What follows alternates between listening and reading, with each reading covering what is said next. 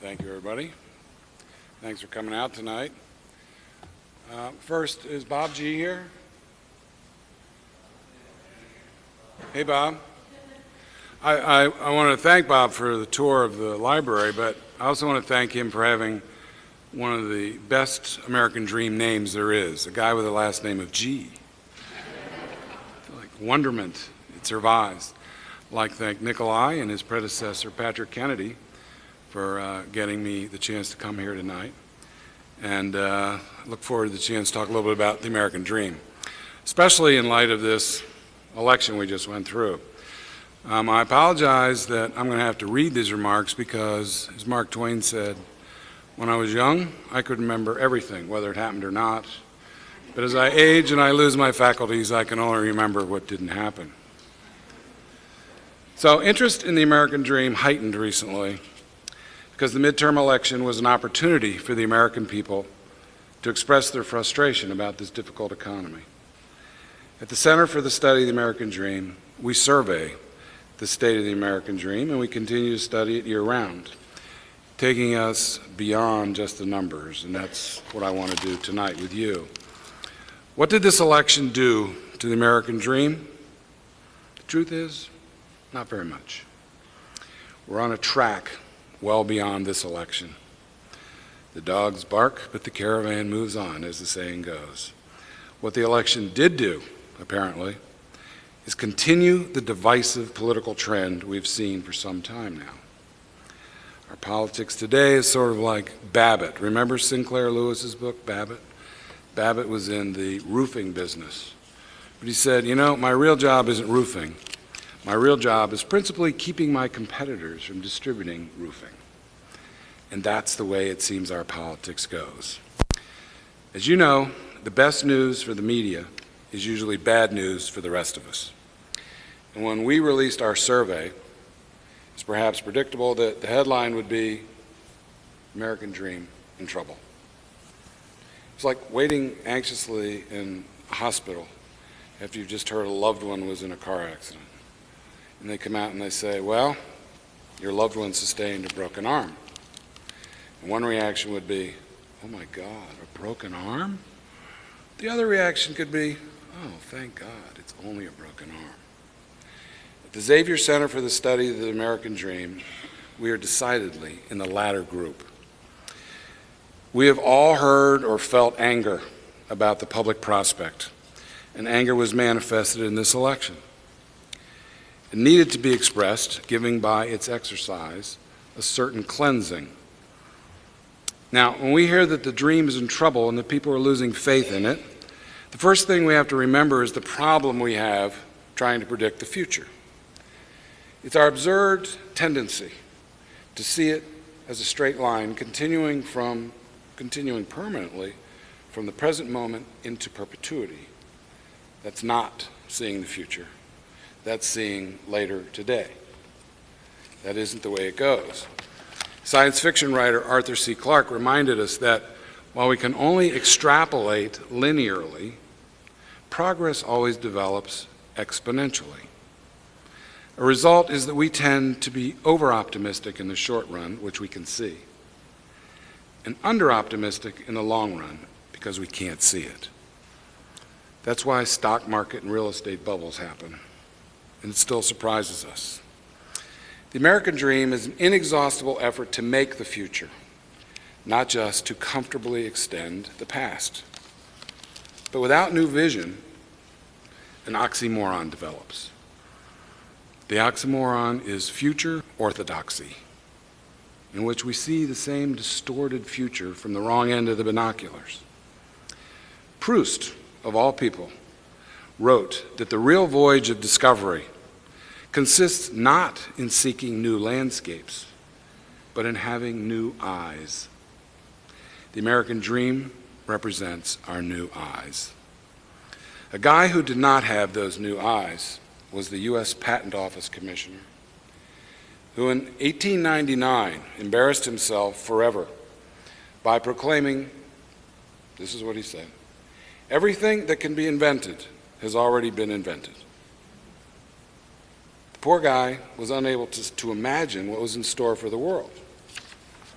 But whatever it was to be, he assumed it was just more of the same. But future orthodoxy is kryptonite to the American dream in the form of doubt, skepticism, and fear.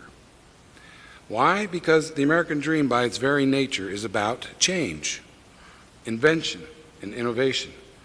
We do not dream of stasis. We don't hope for Groundhog Day, repeating every day endlessly. When you think about it, the only enduring material thing is change. And change is hard.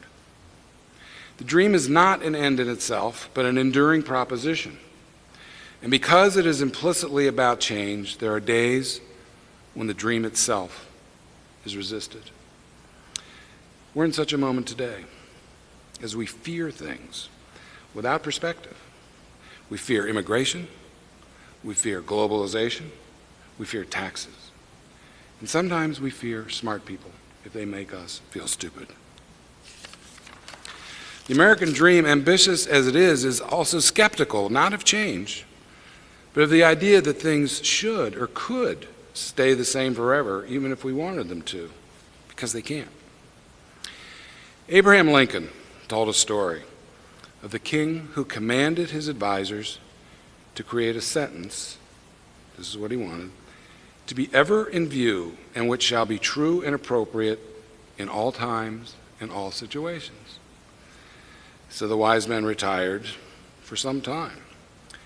And then they came back, and here was their answer.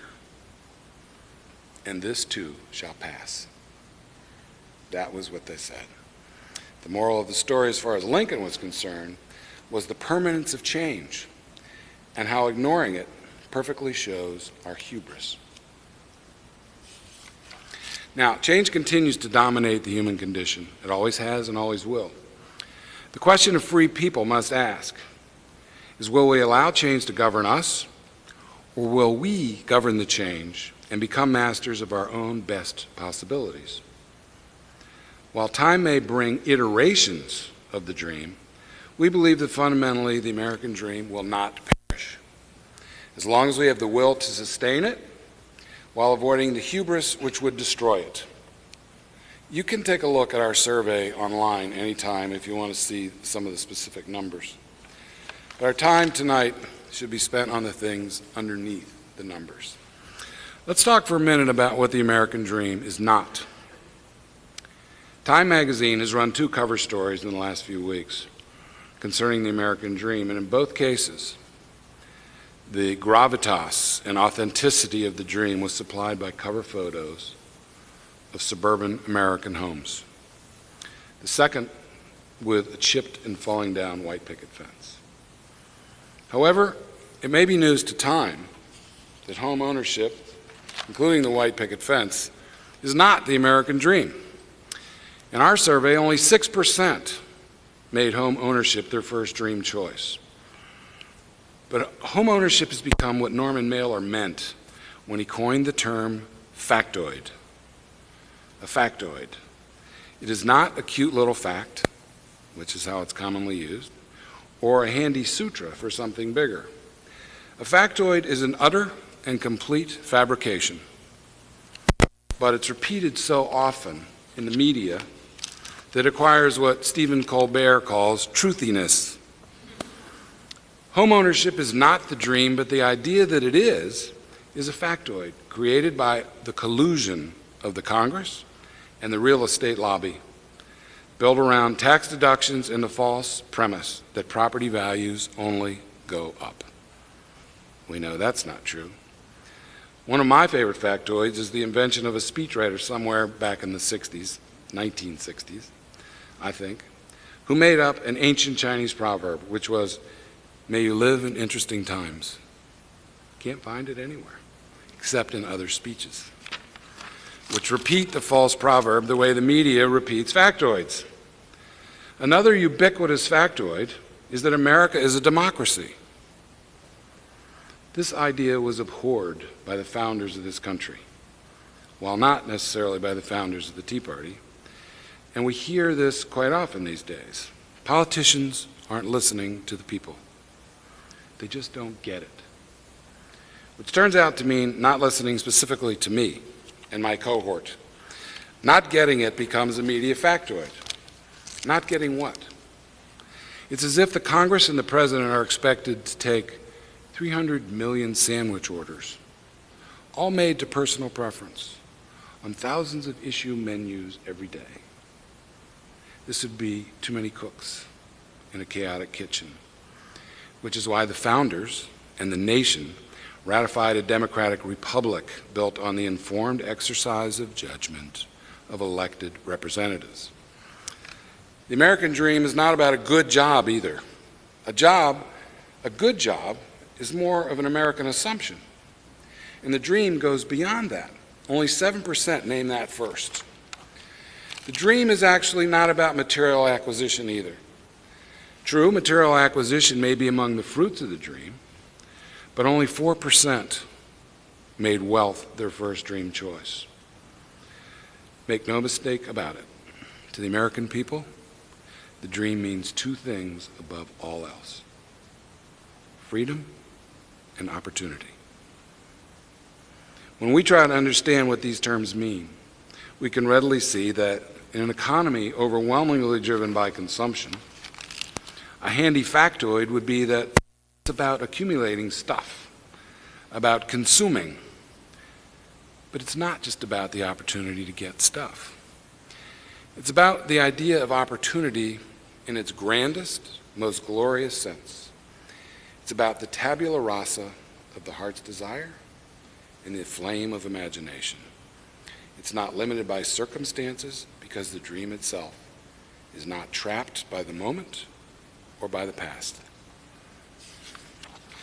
That's a prime reason why immigrants come here, to escape those limitations in their homelands, or in their neighborhoods, or among their old friends. America has given the rest of the world its modernity and its standards for measuring the good life that a free people strive for. The question is not whether the dream lives, but whether or not we have the will to hold on to it, the will to fight for it, the courage to accept it. It's important here to make a distinction between the American dream and the dreams of individual Americans. We obviously don't all share a specific dream. What we do share is the chance to make our individual dreams come true. The American dream is not in trouble. Individual dreams, in some cases, are. But the freedom and opportunity to pursue them are not. Americans haven't lost faith in the dream, but they have lost faith in nearly all of the very institutions traditionally seen as guardians of the dream.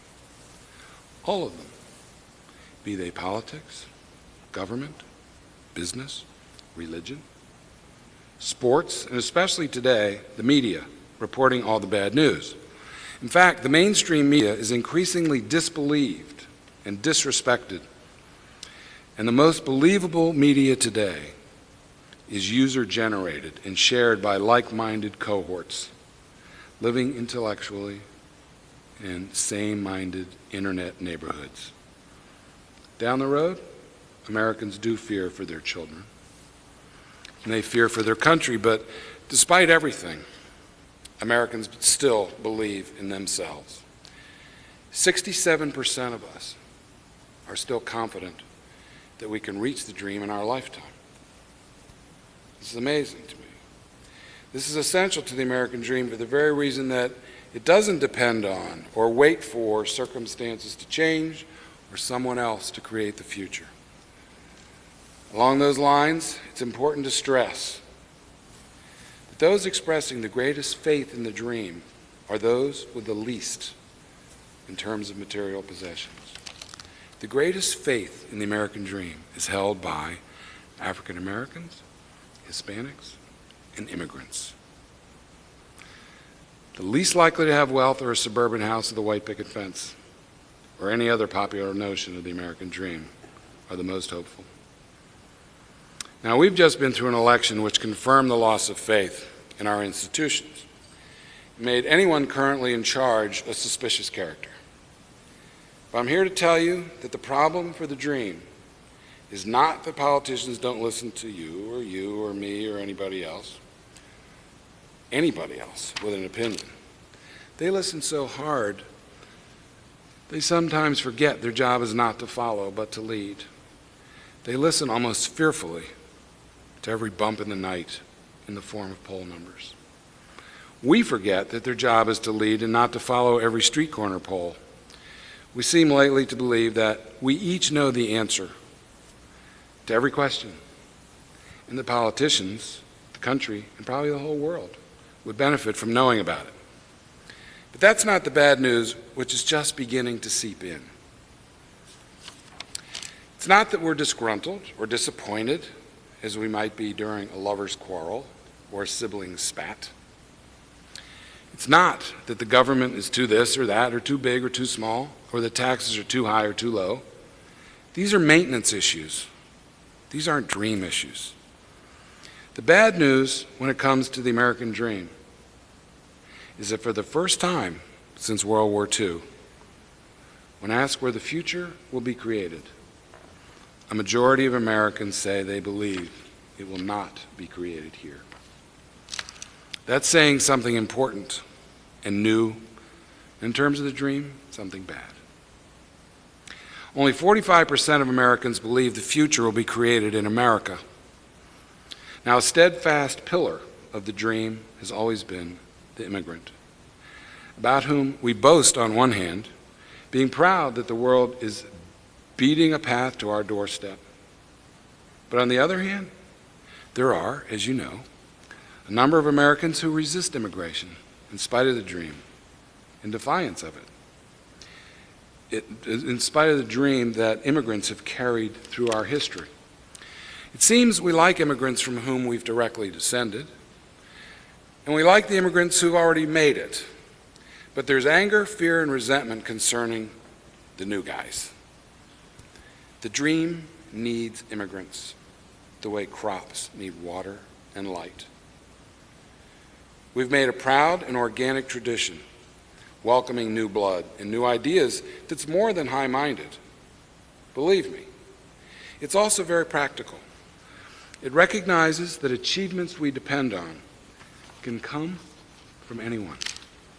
Anyone here might save a life, invent a new cure, contribute an important public service, or create new jobs, write a masterpiece, or design an architectural wonder. For dream pessimists, I suggest we go back in time together. Back to a time when President Clinton and I were boys, hiding under our desks during organized air raids to prepare for potential attacks by the Soviet Union and the dreaded communists. Bomb shelters were being encouraged, planned, and built. There were serious arguments made that we should be prepared to do things like convert our subway systems into survival condos to keep us cozy through the nuclear winter.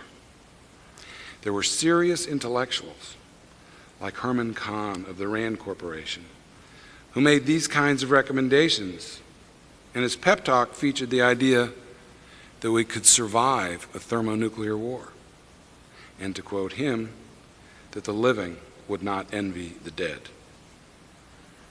Rosy outlook, huh? There was immense fear about all-out nuclear war and mass destruction, the kind that was too big to be thwarted by shoe screening in airports during unchanging orange threat levels. At the 22nd Communist Party Congress in 1961, Soviet Premier Nikita Khrushchev pledged to the world that the Soviet Union would replace the United States as the world's economic leader and outproduce America in coal, steel, cement, tractors, fertilizer, and all other traditional sectors of industrial production and power. And how do we respond to that? Well, apart from the sideshow, it wasn't that big a deal to us. Even though, within 20 years, Khrushchev's predictions came true. And by 1981, the Soviets had indeed taken over the lead in all of these traditional industries. They had mastered a 20th century industrial economy just in time to be late for the 21st century. A lot of good it did them. Today, there is no Soviet Union.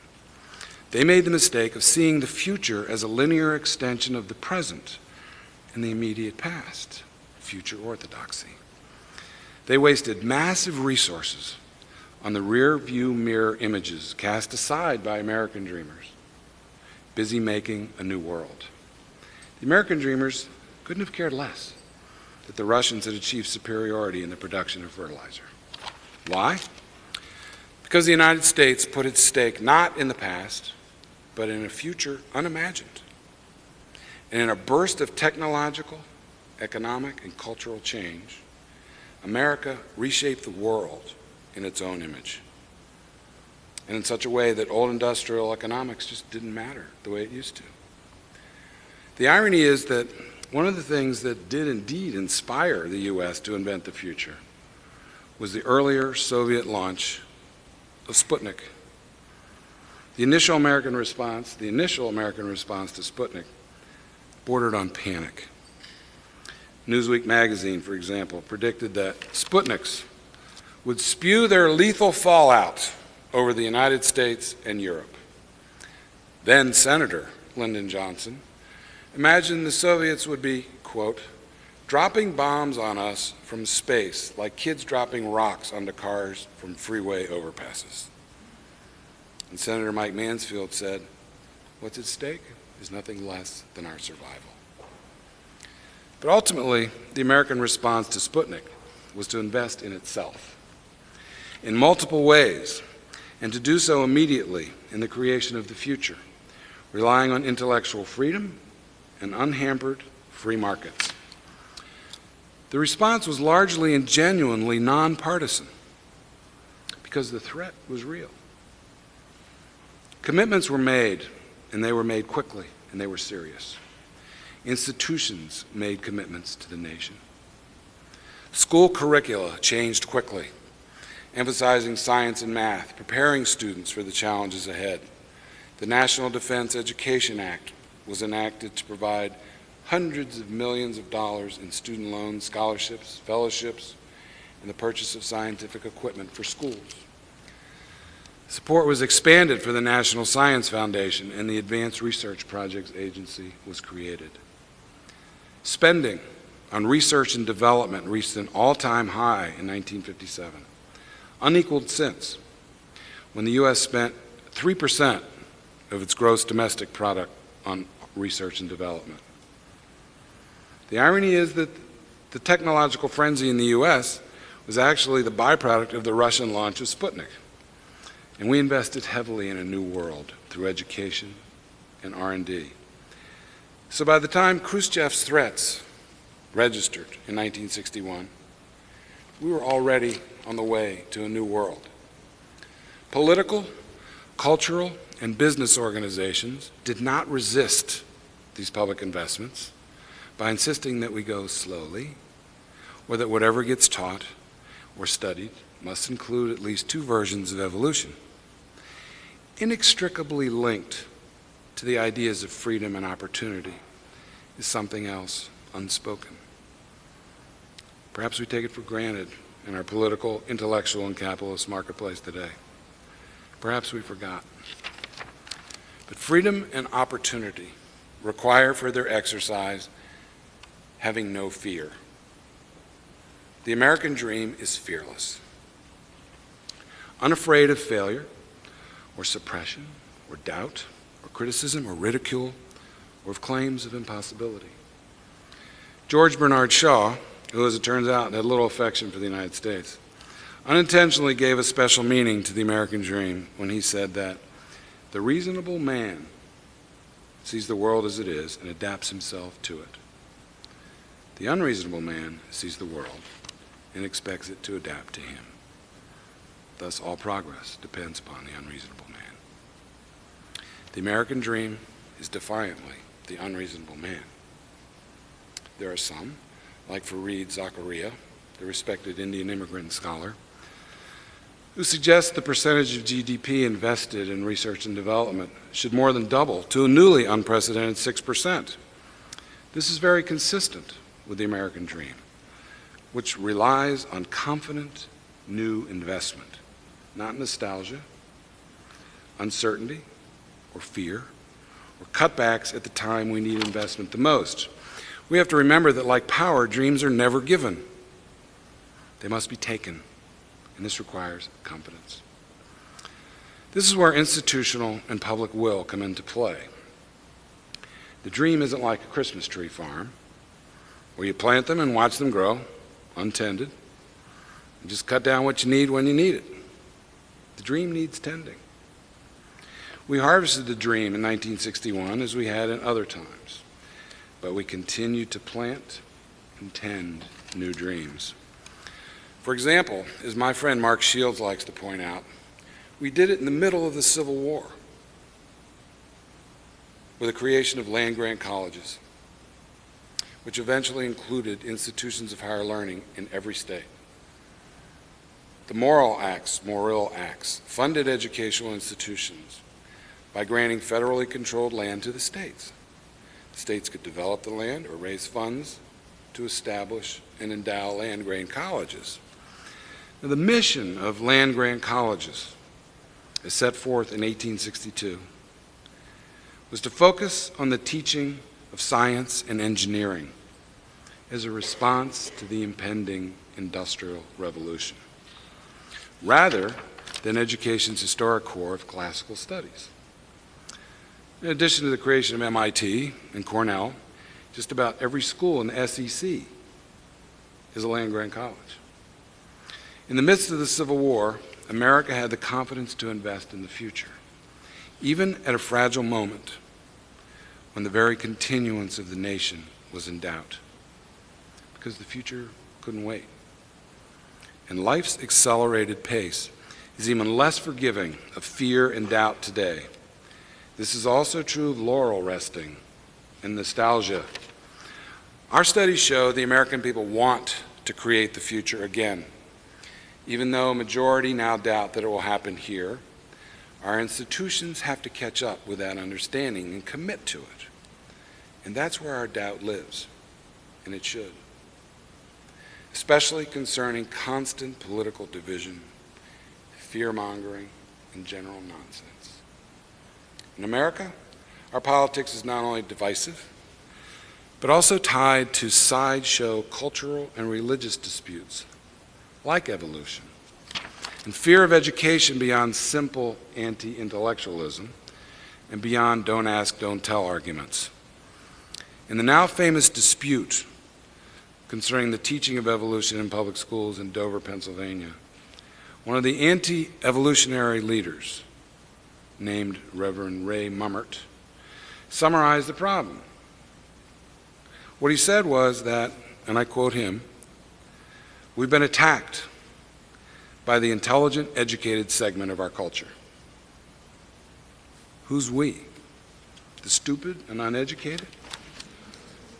Putting the issue of evolution into the hands of Congress or any other political institution is the surest way to prove that neither evolution nor intelligent design ever happened.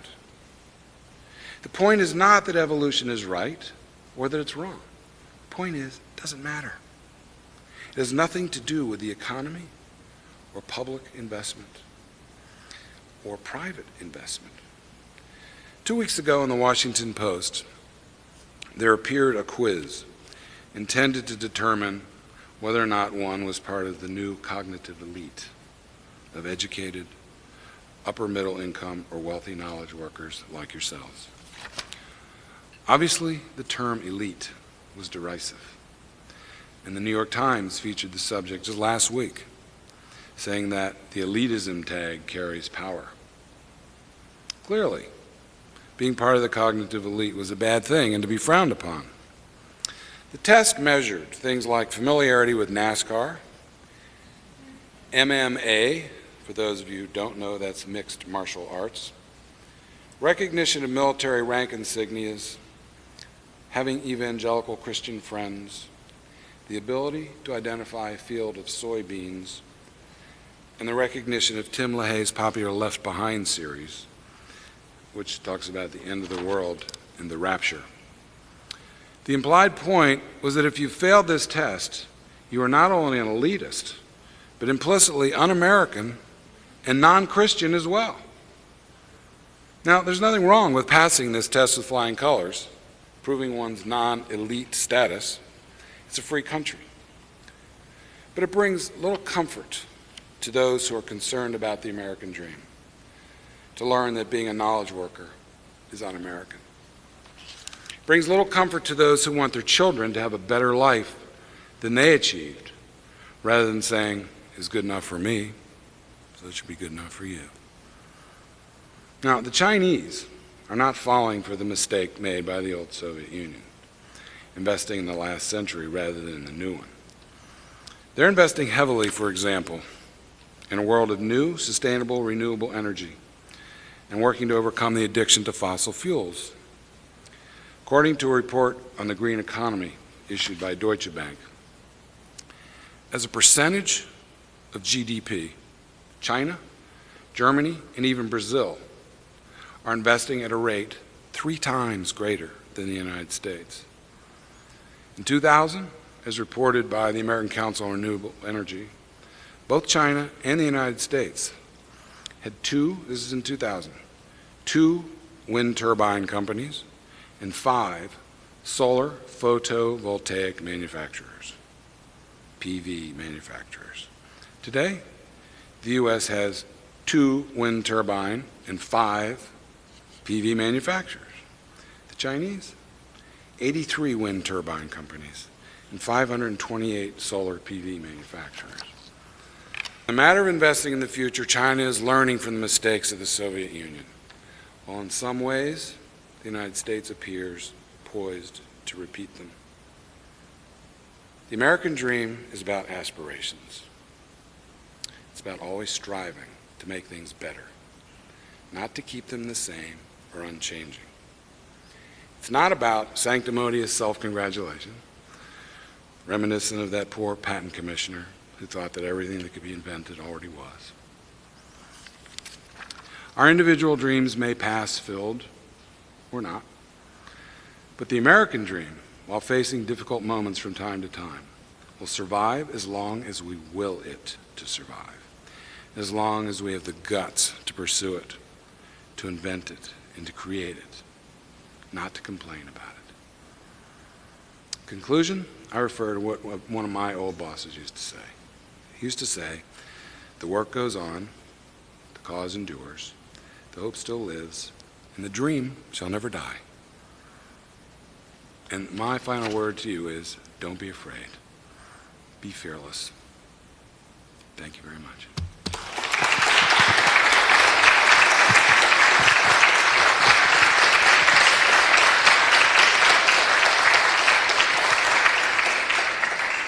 We do have time for some questions. If you raise your hand, we'll get a microphone to you in the back.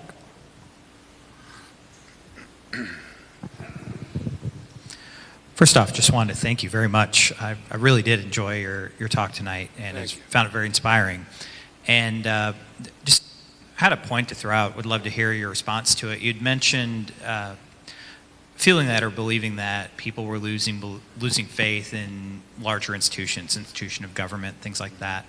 I was wondering if you could respond to a thought. I heard that and I agreed with it. On some part, I felt a more nuanced additional thought, and that was, I think back to the time when Watergate happened and Nixon was impeached and he left, and wondered if that was a moment when people truly lost faith in the institution of a presidency. While today, I don't know that people have lost faith in, say, the presidency or government, but a more nuanced approach of people maybe losing faith in people that don't believe the way they believe. That if something happens right now, it's not the presidency's fault, it's Obama's fault. Or earlier, in the earlier administration, if something happened, it wasn't the presidency's fault, it was Bush's fault. But when our guy gets in there, or our woman gets in there, or our representative gets in there, things will be different. We'll believe in that government. And you draw an allusion to the fact that we have news cycles now, 24-hour news cycles, things like that. and if that kind of environment really fosters a mentality of a more nuanced faith that you lose and gain depending on how the vote goes. But I was wondering if you could just respond to that. I think that in my lifetime, this is the most toxic time I've seen. But if you pay attention, if you have the opportunity really to pay attention to history, you find that there were times that were much more toxic than this. And that the tendency to blame President Obama or to blame Congress is a predictable thing. And I think there's two things that I should say about that. The first one is that it is folly to think that if we change the chessboard in Washington that the world will be better. Because you know what? The change that's demanded is demanded of us. It is demanded that we make sacrifices that our leaders haven't had the gumption to ask for. We have to say, yeah, no, we really believe that if we aren't smarter than everybody else, we're not going to continue to lead the world. It is no longer the brawn that made the last dream come true. It is now the brains that must make the next one. And that's hard. It's hard in every respect. So the fact that we readily blame the political institutions, A, reflects their irresponsibility, which I concur with, but B, it reflects our failure to accept responsibility ourselves. The second point I make, with all due respect, is that the demographic changes in this country scare some people. Within 4 years, the majority of Americans will not be white. They will be black, they will be brown, they will be Asian.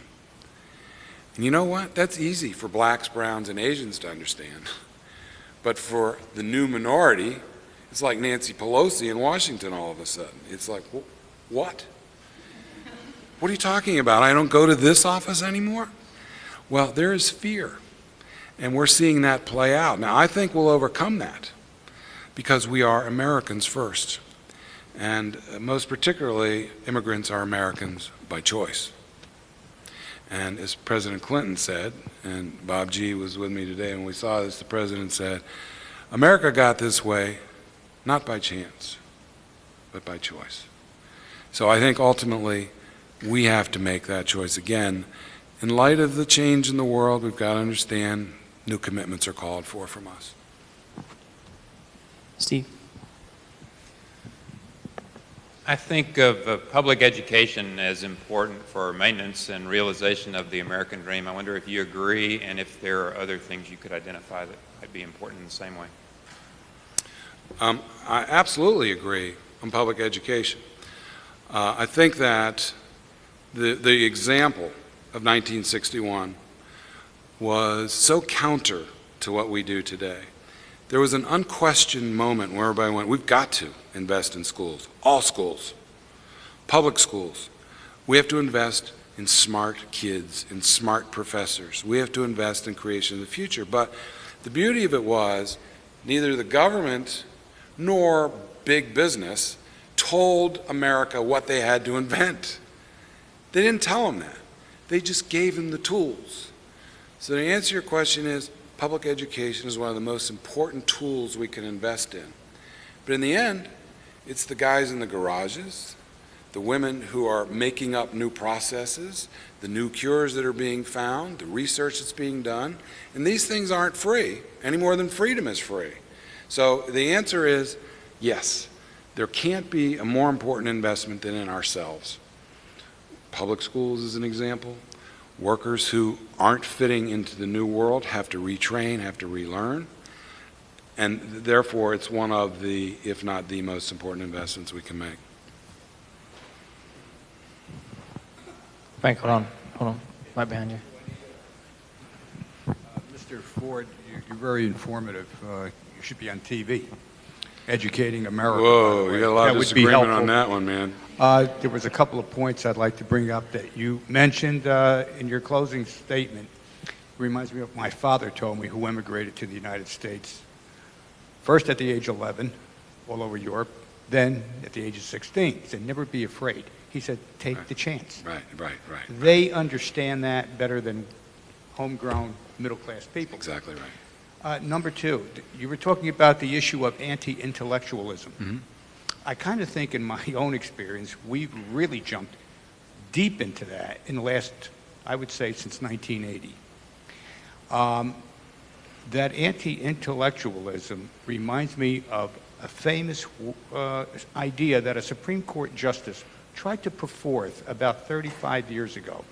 Don't stifle intellectual curiosity and create a chilling effect.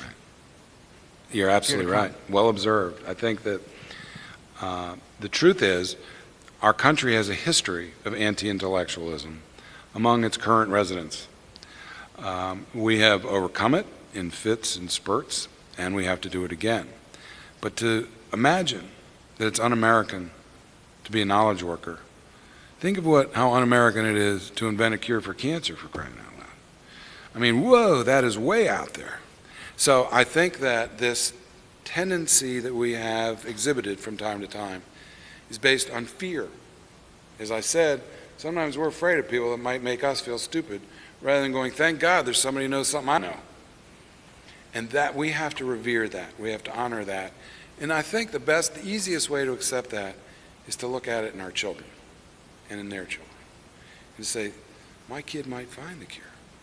My kid might write the masterpiece, whatever it is. That's the safest place we can go to cut off anti-intellectualism, which is in our past. But you're right. There are immigrants from the very beginning who came here for the chance. And the truth of the matter is that the American dream was not invented in America. It was invented at the time in Western Europe, which was embroiled in massive civil, religious wars, and people were being suppressed, and there was fear everywhere. Then people started to leave, and they came to the new Canaan, to the new world. And you know what? It worked. And it went back to families back in Europe. Then it expanded to the rest of Europe. It expanded now to the rest of the world. And to a certain degree, you can almost predict our economic power, future power, based on what the rest of the world thinks of the dream. And we know that in India, which is beginning to explode in their own right, and they should be proud of that, there's still no middle class. We know that in China, there is no middle class, despite the fact that they appear to be much more serious than we are in some areas. But fundamentally, is that dream still alive in the world where people look to us for the main chance? I'm with you. I'm with you, my brother, and that's just the way it is. So to immigrants, thank you for coming. To everybody else, give them a chance. Right here. Hi, my name is Angie Schnurley, and for one that is a first-year immigrant, that just saw my freedom and opportunity go by the wayside on these elections. You told us what the American dream was. You told us what the American dream was not.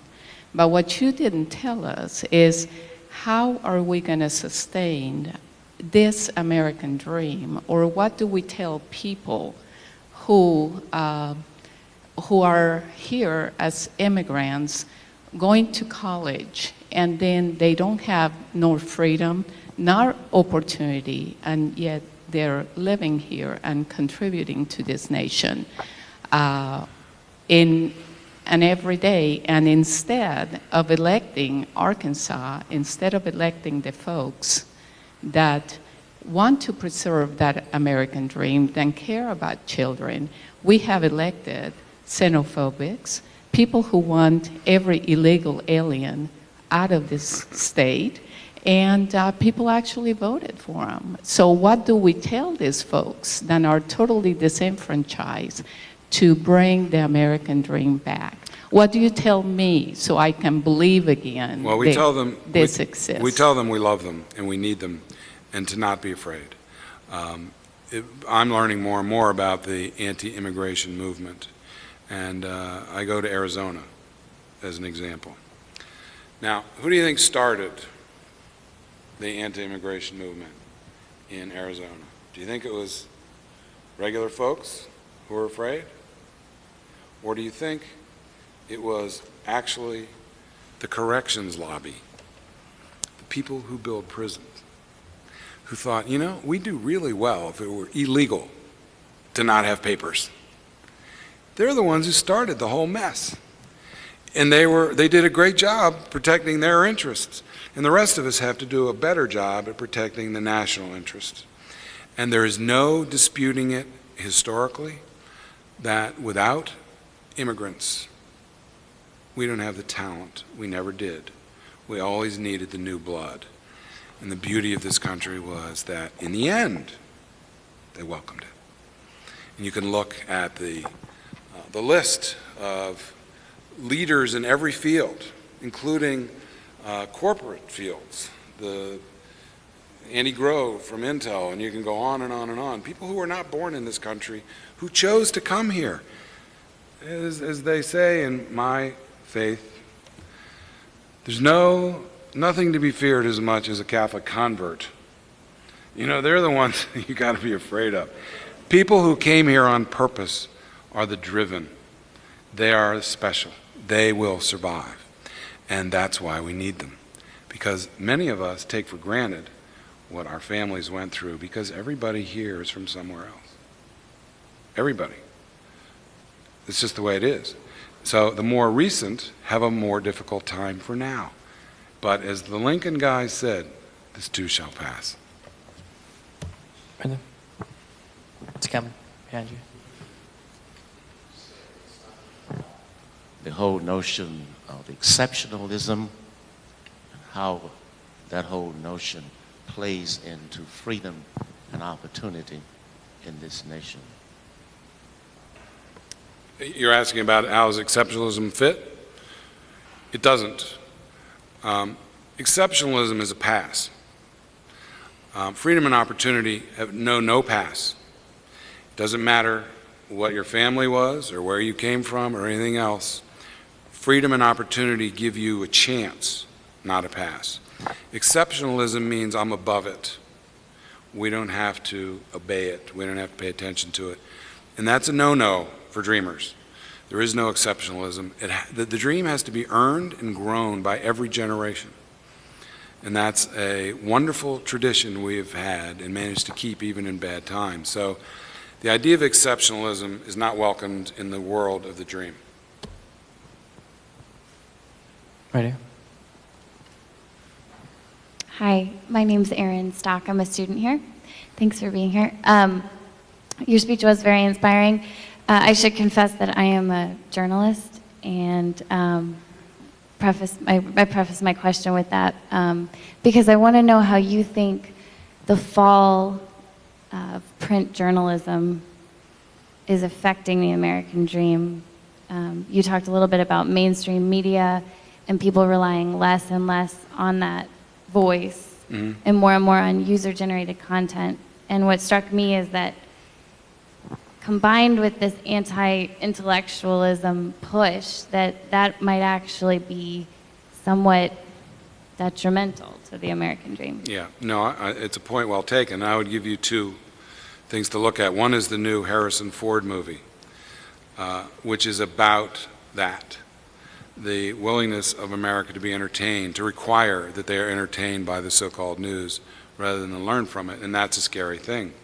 The other one is the example of my 22-year-old son, who originally went to Northwestern University to study journalism.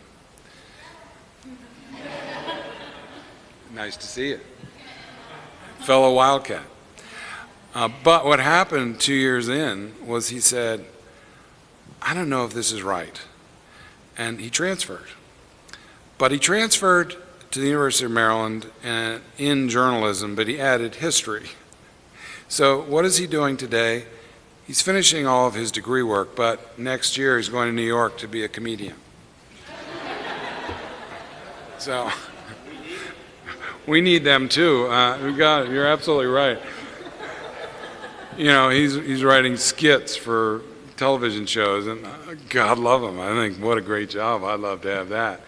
But the serious end of your question is that journalism is like the dream, and it has to prove itself all the time. And the relationship between journalism and entertainment has to decline, or respect won't improve. So I wish you the best. I think that it's an important endeavor, an important dream to have, but be prepared to have what you have to say sometimes fall on deaf ears. But your job isn't to do anything but find the truth and tell it, and I appreciate that on your behalf and everybody else who does that tough job. But yeah, it's a problem. Go see this movie and see what you think. Good luck to you. And if you need a job, call my son. He'll get you a job as a comedian. We have time for one more, right there. Hello. Hi. I know you talked about education and research and development being tools to help us invest in our future. Yes. Could you talk about what are some tools to counteract fear so the American dream can live? Well, a little bit. But I think in the end, the most important thing I can say is you have to ignore it. You have to chase it. You have to pursue it. You have to ignore the disagreement. You have to ignore those who say, no, no, it can't be done. Because the only thing you can do is do it. And we're still a free country, and you can pursue it as you wish. Do not be concerned in the long run about this election. The reason is because, and I'm dedicated at this time to being nonpartisan, the reason is that changing those players doesn't change what we need to change. So all we can do is lead by example. All we can do is take the dream by the horns and say, if you're in the way, I will go around you, I will go over you, I will do whatever I have to do to make this come true, because this is what I believe, this is what's important to me, to my family, and to my country. So the only other combat is public, is political, and you know what? There will be some of that, there always will, there's always the tension, but the change is something that will make the dream continue to be real and to come true. And bless us all. That's what we have to do. Nobody's going to make that go away unless we take that responsibility. We've got one more here. One more? You had Coming behind you. guy sitting up front gets a chance, man. Here it comes. I'm sorry. Keep going. Just talk.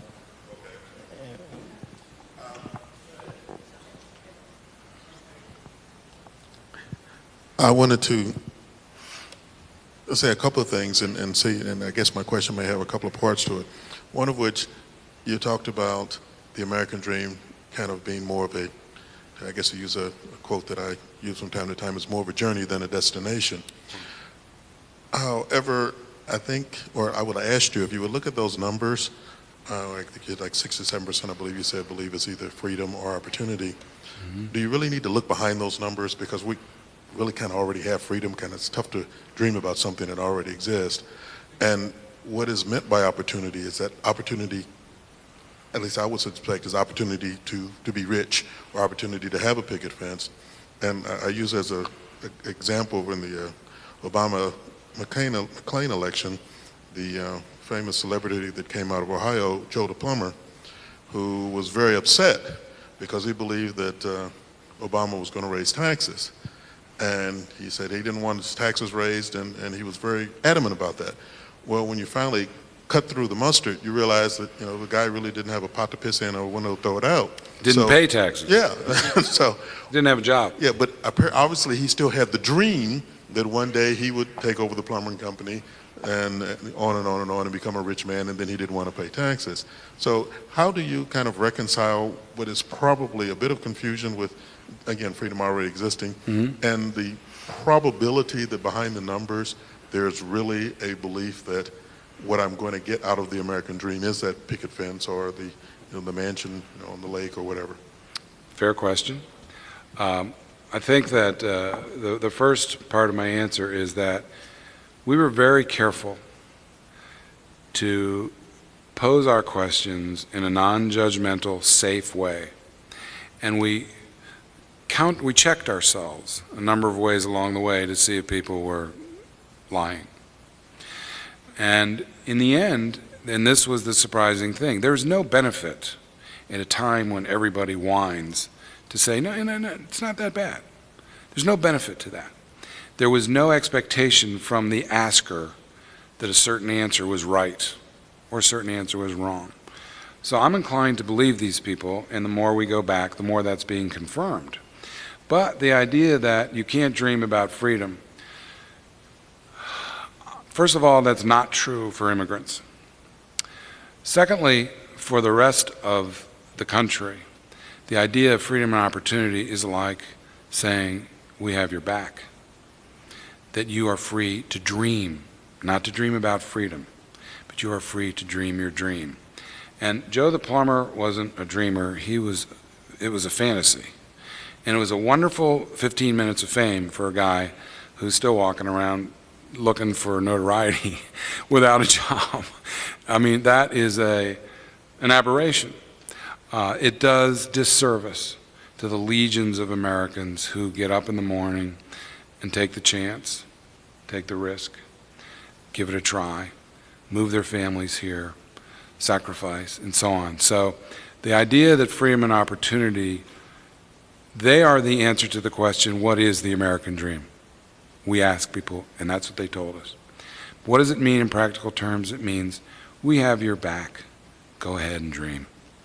That's what it means. It doesn't tell you to dream about opportunity or about freedom. It says those things are here for you. Go for it. That's basically what it means. And I can see in a cynical world where when people say, I think I'm going to make it, I look at them and I go, God bless you. If you didn't feel that way, we'd probably be up the creek at this moment. People aren't just buying that it's over. They're looking at their children and wondering. They're looking at their country and wondering. But they believe in themselves, because part of the American history is self-reliance that we're all so proud of. And it's true in a lot of ways. And I'm as surprised as you are, sir, that that's actually the way it is, but I believe that it is. So I'm optimistic that the dreamers can win the day, and that immigrants will be hugged rather than kicked, and that we will invent something that doesn't exist now that will change everything. And that's the way we got to look at it, or just pack your bag and be a survivalist. Don't do that. Yeah, that's right. Thank you, Mike, for coming to this glimpse. Pleasure. Thank you all. Thanks a lot.